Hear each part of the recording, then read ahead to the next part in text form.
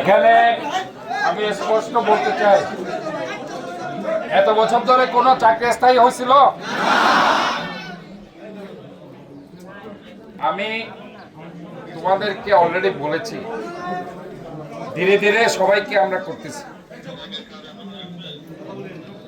মন্ত্রণালয়ের অনেক অনুমতি লাগে অনেক ক্ষেত্রে, যেগুলি অনুমতি অলরেডি প্রসিডিওর আছে সেগুলি হয়ে যাবে। বাকিগুলি যেগুলি হয় নাই তোমাদের, তোমরা আমার একটা অ্যাপ্লিকেশন করবা, ওই অ্যাপ্লিকেশনটা আমার বরাবর করবা, সেটাও আমি প্রসেস করব। ধীরে ধীরে আমি সবাইকে করে দেবো, চিন্তা করো না। আমার উপর তোমাদের বিশ্বাস রাখতে হবে। আমি কাউকে কখনো নিরাশ করিনি, আর আমি কখনো কাউকে মিথ্যা আশ্বাস দিই নাই, ঠিক আছে?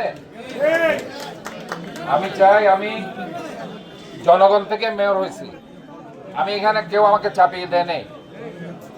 আমি 16 বছর মামলা হামলা নির্যাতনের মাধ্যমে কিন্তু এখানে বসছি।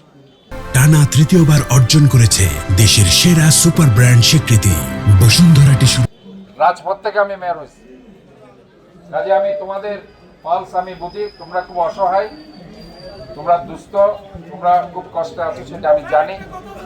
এবং দীর্ঘদিন ধরে তোমরা এই ধরনের অনিশ্চয়তার চাকরি নিয়ে তোমরা আছো, সেটা আমি জানি দেখেই আমি ধীরে ধীরে সবাইকে কিন্তু স্থায়ী করছি।